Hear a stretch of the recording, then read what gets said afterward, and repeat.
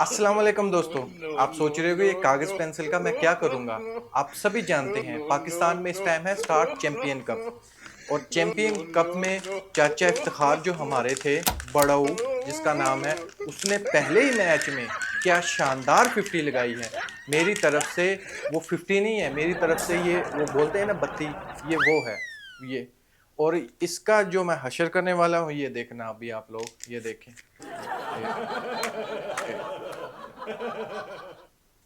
ये ये देख, ये ये तो ये जो सेक निकल रहा है ना इसमें, ये जो सेक निकल रहा है, ये पता कहाँ तक पहुँचना चाहिए। जो सिलेक्टर चाचा इफ्तिखार को सिलेक्ट करते हैं वर्ल्ड कप के लिए पाकिस्तान की तरफ से, ये सेक उन लोगों तक पहुँचना चाहिए कि ऐसे प्लेयर को सिलेक्ट करते हो आप। ये 50 गई तेल लेने। With me who caused a total havoc here in Faisalabad. इनको इफ्ती मेनिया ऐसे ही नहीं कहते। बिल्कुल बिल्कुल ज़बरदस्त विकेट है। बल्ले पे बॉल आ रहा था, पहले मेरे ख्याल में थोड़ा ग्रिप हो रहा था, मगर थोड़ा टाइम लिया तो फिर बल्ले पे आना शुरू हो गया बॉल। शर्म आनी चाहिए उन सिलेक्टर को जो बच्चों को पीटने पर पाकिस्तान टीम में शामिल कर लेते हैं। डोमेस्टिक में चाचा इफ्तिखार एक 50 लगाता है और 2 साल पाकिस्तान टीम की तरफ से खेलता रहता है, गले की हड्डी बन जाता है चाचा इफ्तिखार। मेरी दरख्वास्त है ये, चाचा इफ्तिखार को पाकिस्तान टीम में शामिल ना किया जाए, चाहे कितना बड़ा ही स्कोर वो क्यों ना कर ले डोमेस्टिक में, लेकिन जो इसका जुर्म है वो कभी भी छुप नहीं सकता, चाहे ये 50 मार ले चाहे ये सेंचुरी मार ले। ये अपने मुंह से क्या कहता है, मुंह से कहता है कि मुझे अभी टेल एंडर कहो, मुझे मिडिल ऑर्डर का बैट्समैन ना कहो। ये क्या कहता था पहले, वर्ल्ड कप से पहले, मैं प्रॉपर मिडिल ऑर्डर का बैट्समैन हूं, अगर हो सके तो मुझे ऊपर खिलाएंगे तो मैं अच्छी परफॉर्मेंस दूंगा। लेकिन अब ये दोनों अपने स्टेटमेंट से मुकर गया है, अब ये कहता है मैं टेल एंडर हूं। पहले डेफिनेशन तो अपनी क्लियर कर ले, तू है क्या चीज आखिर। तू सिर्फ शर्म भी नहीं आती इसको, कितना बड़ा होकर 55 साल का होकर बच्चों के बीच में आकर खेल रहा है, और फिर बोलता भी है कि मुझे चाचा ना कहो, काका कहो मुझे, क्योंकि मैं अभी यंग हूं। दोस्तों आप लोगों से मेरी दरख्वास्त है, डोमेस्टिक स्ट्रक्चर में जो भी इवेंट होते हैं, कामरान गुलाम हो गया, साहिबजादा फरहान हो गया, और ऐसे कई प्लेयर हैं, ये टॉप स्कोरर हैं, लेकिन अभी डोमेस्टिक में ये दोबारा से खेल रहे हैं। अभी आपने देखा कामरान ने पहले ही मैच में सेंचुरी लगाई, क्लैपिंग फॉर हिम, जबरदस्त। ये तमाचा है पाकिस्तान क्रिकेट बोर्ड की मैनेजमेंट पर। क्यों? इस वजह से कि सायम अयूब को बार बार चांस दिया गया, वर्सेस बांग्लादेश के सायम अयूब को खिला लिया गया।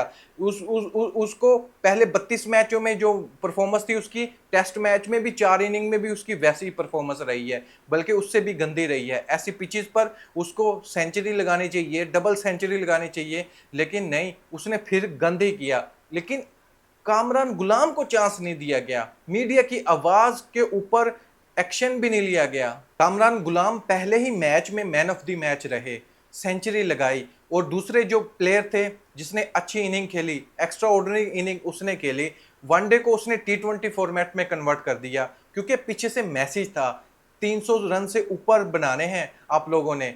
और उसका आप इंटरव्यू भी मैं आप लोगों के सामने रखूंगा, लेकिन वो भी आकर ये मीडिया पर बोल रहा है कि मैं टॉप ऑर्डर का बैट्समैन हूं, यानी वो टॉप ऑर्डर का बैट्समैन है, उसको भी भेजा गया 5वें 6ठे नंबर पर। मैं बैटिंग पे गया उस टाइम, बाहर से जो मैसेज था वो 300 था, लेकिन जब अपनी गेम कोशिश करता हूँ मैं अपनी गेम करूँ, तो बेसिकली तो मैं अपर ऑर्डर का प्लेयर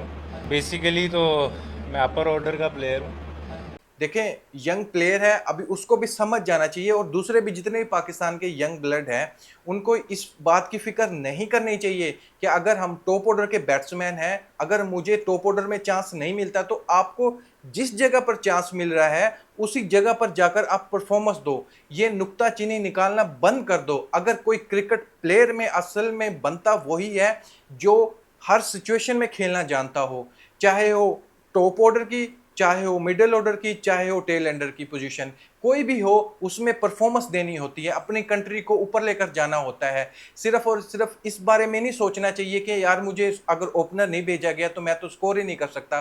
प्लेयर वही है जो हर सिचुएशन को हैंडल कर सके, हर कंडीशन में खेल सके, पिच की परवाह नहीं करनी चाहिए, बॉलर कौन सामने उसकी परवाह नहीं करनी चाहिए, कुछ भी ऐसा स्टेटमेंट नहीं देना चाहिए जिससे कल को आपका ही मजाक बने। मीडिया पर बहुत से लोग ये बोल रहे हैं अभी कि जो एंकर इनिंग खेली है वो अब्दुल समद ने खेली है। कामरान की इतनी बात नहीं करें। देखिए कामरान टॉप ऑर्डर के बैट्समैन है, आप भी जानते हैं, पहले आकर बैटिंग करना स्टार्ट किया उसने। वहां पर अगर विकेट गिर जाती है तो मिडिल ऑर्डर पर प्रेशर भी आता है। उसने विकेट भी रोकी है, अपनी टीम के लिए रन भी बनाए हैं। और अब पहले उसका स्ट्राइक रेट देखो, लेकिन जब उसने सेंचुरी के करीब पहुंचा उसका स्ट्राइक रेट बड़ा उसने कवर कर लिया था। बहुत अच्छी इनिंग खेल कर गया है अब्दुल समद। और कामरान गुलाम की बदौलत 300 से पार रन इन्होंने किया है, 347 आई थिंक रन बनाए हैं। रिजवान की टीम ने पहले बैटिंग करते हुए रन बनाए थे 347, जिसमें फ़खर जमान पहले ही आउट हो गए थे 17 रन बनाकर।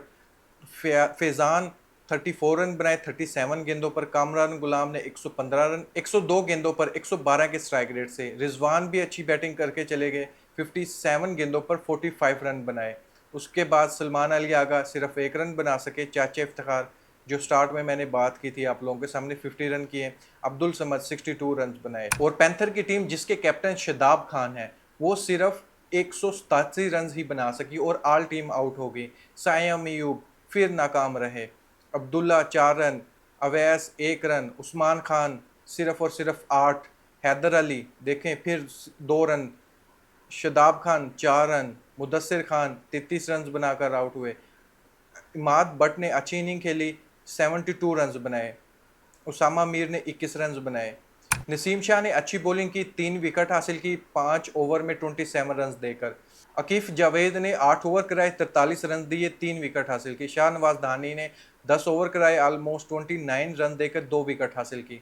अब्दुल समद 13 रन दिए 3 ओवर कराए, जिसमें एक मेडन भी करवाया था। जाहिद महमूद 6 ओवरों में 50 रन दिए, 1 विकेट मिली। और चाचा इफ्तिखार 3 ओवर कराए 22 रन दिए, 7 की इकोनॉमी से कोई विकेट नहीं मिली। दोस्तों पहला मैच था, इसके बारे में आपका क्या ओपिनियन है? नसीम शाह की परफॉर्मेंस अच्छी थी, जो बड़े बड़े नाम है। फ़खर जमान की परफॉर्मेंस अच्छी नहीं थी, साइम अयूब की परफॉर्मेंस अच्छी नहीं थी, शादाब खान की परफॉर्मेंस बिल्कुल बेकार थी, कैप्टनसी भी कुछ खास नहीं थी। हैदर अली की तरफ हम देखते हैं तो हैदर अली ने भी वही किया जो पहले वो करता आ रहा है। ये क्या मतलब हुआ, एक इनिंग्स में चल जाएं, 10 इनिंग में हमेशा फ्लॉप ही रहे? ऐसा प्लेयर हमें नहीं चाहिए। लाइक साइम अयूब भी ऐसे ही हैं। पाकिस्तान टीम को एक ऐसा प्लेयर चाहिए, एक ऐसा टैलेंट चाहिए जो कंसिस्टेंटली से रन भी करे, विकेट्स भी हासिल करे। चलो 1-2 मैच की परफॉर्मेंस को इग्नोर कर भी दिया जाए, लेकिन ज़्यादा मैचेस में उसको परफॉर्मेंस ही देनी पड़ती है। जैसे वर्ल्ड कप में हमारे पास चांसेस ज़्यादा नहीं होते मैचेस के, तो हम ऐसे प्लेयर को पाकिस्तान टीम से खेलना चाहिए जो मैच्योर हो, कंसिस्टेंटली से रन करे, विकेट्स भी ले, परफॉर्मेंस उसकी अच्छी हो। ये नहीं कि 10 मैचों के बाद एक 50 कर जाए और पाकिस्तान टीम की तरफ से खेल जाए, क्योंकि उसके पास बड़ी पर्ची थी और सिफारिश थी। इसके बारे में आपका क्या ओपिनियन है? कमेंट बॉक्स में मुझे ज़रूर बताइएगा। Thank you.